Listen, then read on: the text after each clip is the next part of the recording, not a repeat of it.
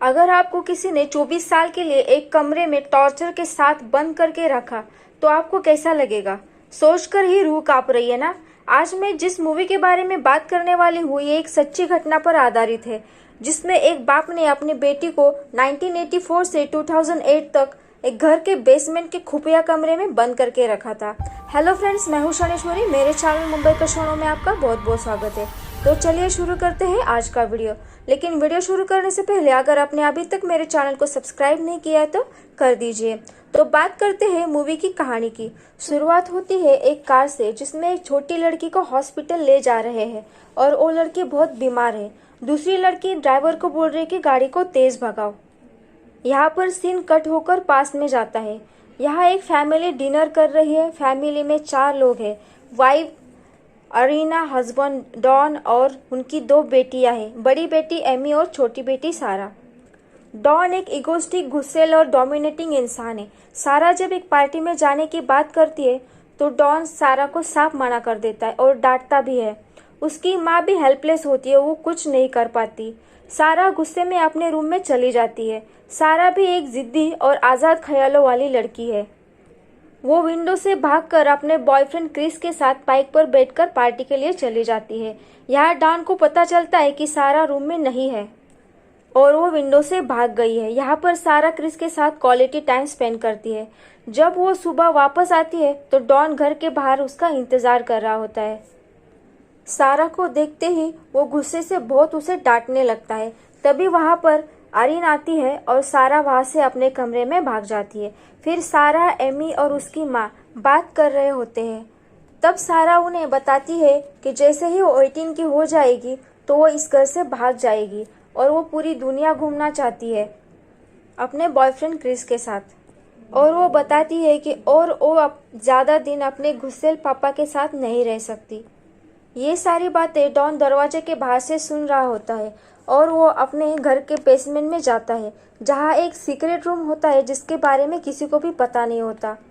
सारा ग्रेजुएट हो जाती है और उसका 18 बर्थडे भी नज़दीक आ रहा होता है। एक दिन आर्यन शॉपिंग जाने के लिए सारा को पूछती है तो वो मना कर देती है क्योंकि वो क्रिस के साथ फ़ोन पर बात कर रही होती है। सारा और डॉन घर में अकेले ही होते हैं। तभी डॉन आके सारा को हेल्प के लिए पूछता है और उसे फ़ोन रखकर एक भारी बक्सा उठाने में मदद के लिए उसे बुलाता है और वो चली जाती है। फिर वो उसे बेसमेंट से सीधा उस सीक्रेट रूम तक लेके जाता है। जब सारा उस रूम के बारे में पूछती है तो वो बताता है कि वर्ल्ड वॉर के दौरान बॉम्ब ब्लास्ट से बचाने के लिए इस रूम का निर्माण किया था और वो सारा को धोखे से उस रूम में बंद करके निकल जाता है। वो बहुत जोर से चिल्लाती होती कि डैड डैड, लेकिन वो उसकी एक भी नहीं सुनता। वो रूम पूरी तरह से बंद होता है और उसे एक डिजिटल लॉक होता है। बस एक छोटी जगह है वेंटिलेशन के लिए। वो चिल्लाती है लेकिन कोई उसकी आवाज़ नहीं सुन पाता क्योंकि वो रूम पूरी तरह से साउंड प्रूफ होता है। सारा जो बॉक्स लेकर आई थी उसमें उसकी कुछ ज़रूरत का सामान और खाने पीने की चीज़ें होती है और एक टॉर्च होता है बस।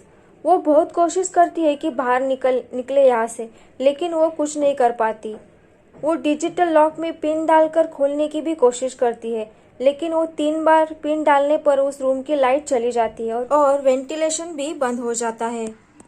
यहाँ पर एमी और आयरीन बहुत परेशान होते हैं और उसकी मिसिंग रिपोर्ट भी दर्ज करते हैं।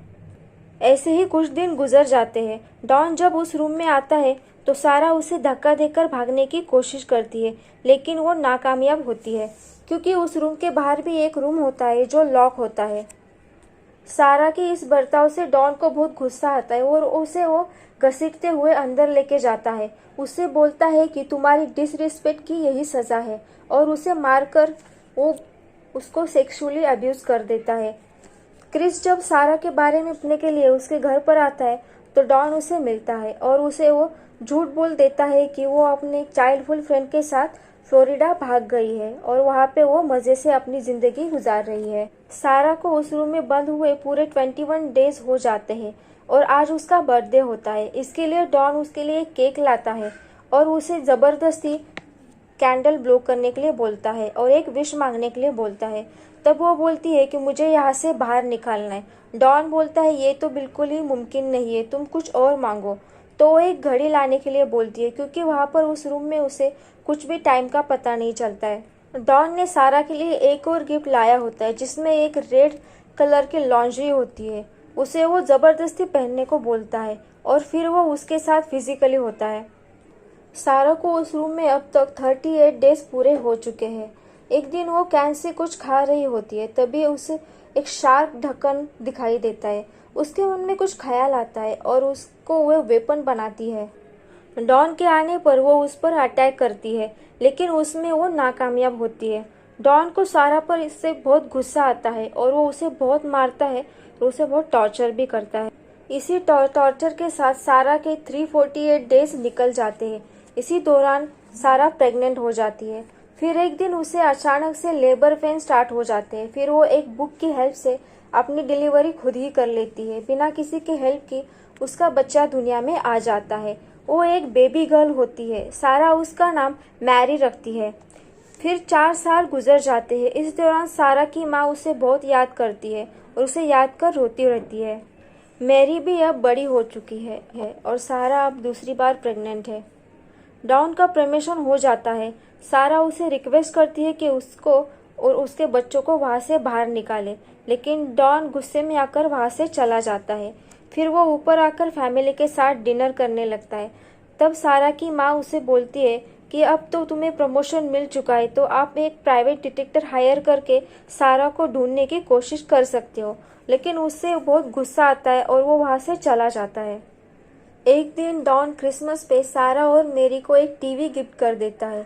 उन्हें देखकर वो दोनों बहुत खुश हो जाती है, क्योंकि उनकी ज़िंदगी में अब तक खुशी का कोई भी पल उन्होंने नहीं देखा होता है। आयरिन अपनी बेटी का इंतज़ार करते करते 7 साल गुजर जाते हैं। इसी दौरान उसका दूसरा बच्चा भी दुनिया में आ जाता है और वो उसका नाम माइकल रखती है। मेरी जब बहुत बीमार होती है तो डॉन उसके लिए अडल्ट्स की दवाई लेकर आता है। सारा कहती है कि मेरी को एक डॉक्टर की ज़रूरत है, लेकिन डॉन उसकी कुछ भी बात नहीं सुनता और वहाँ से वो चला जाता है। फिर एक दिन क्रिस एमी से मिलता है, तो एमी उसे बताती है कि सारा का कोई चाइल्डहुड फ्रेंड नहीं था और ना ही वो किसी के साथ भागी है, और उसे अपने पापा पर ही शक है क्योंकि उसको हमेशा सारा से चिढ़ होती थी। उसे लगता है कि उन्होंने ही सारा को कुछ किया होगा। एमी अपनी माँ को डैड की ये झूठी बातें बता देती है और उनका वहाँ पे झगड़ा होता है। डॉन आयरिन के पीछे भागता है। उसी दौरान उसकी की नीचे गिर जाती है। एमी उस की को लेकर बेसमेंट में आ जाती है। वहाँ उसे बहुत सारा सामान नजर आता है। तभी वहाँ पर डॉन आकर उसे बाहर निकालता है। सारा अब तीसरी बार प्रेग्नेंट है। सारा अपने बच्चों को खुश रखने की पूरी कोशिश करती रहती है। वो अच्छी मदर की तरह उसी एक कमरे में वो उनके साथ खेलती रहती है। सारा का तीसरा बेबी भी हो जाता है। वो उसका नाम थॉमस रखती है। सारा डॉन को बताती है कि मैं एक और बेबी की रिस्पॉन्सिबिलिटी नहीं ले सकती, तो डॉन को वो कन्विंस करती है कि बेबी को उसके माँ के पास छोड़ाए। डॉन उस बेबी को लेकर एक लेटर के साथ घर के बाहर रख देता है। आयरिन जब उस बेबी और उस लेटर को देखती है तो वो समझ जाती है कि ये सारा का बेबी है और वो बेबी को उठा लेती है और बहुत खुश हो जाती है। लेकिन उस बेबी के नीचे एक छुपा हुआ लेटर भी होता है जिसे वो नज़रअंदाज कर देती है और वो लेटर डॉन को मिल जाता है।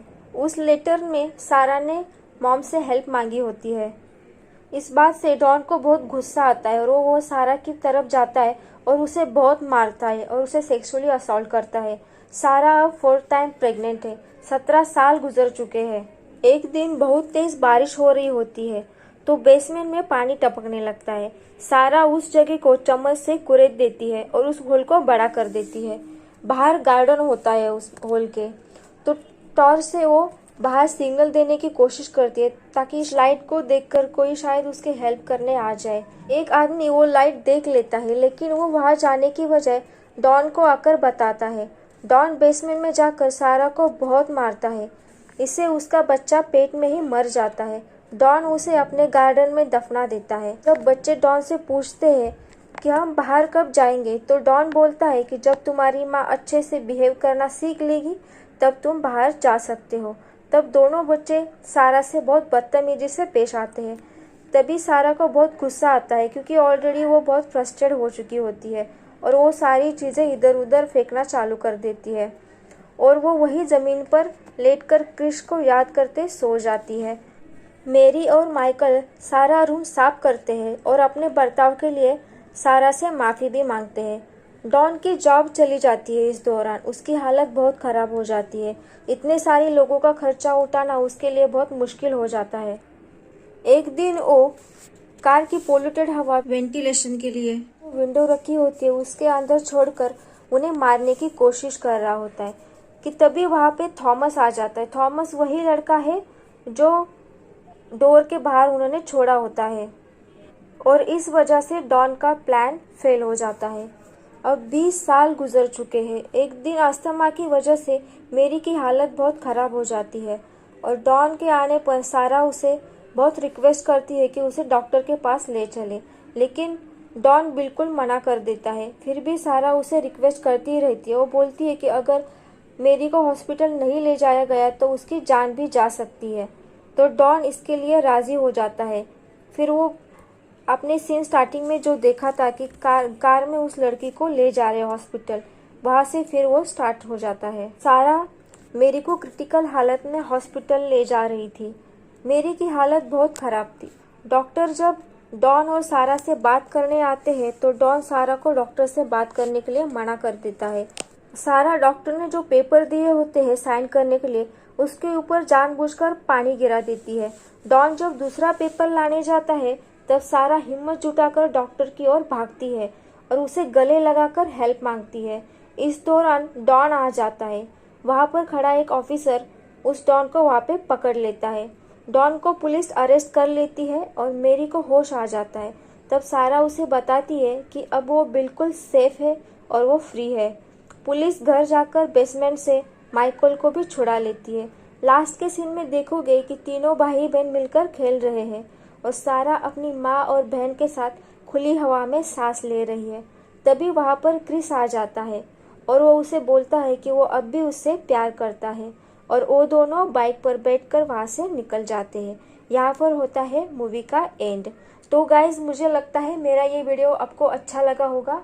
अगर अच्छा लगा है तो प्लीज़ मेरे चैनल को सब्सक्राइब कीजिए, लाइक कीजिए और मेरे वीडियो को आपके फ्रेंड्स और फैमिली के साथ शेयर ज़रूर कीजिए। मैं मिलूंगी आपसे नेक्स्ट वीडियो में। तब तक के लिए bye bye and take care.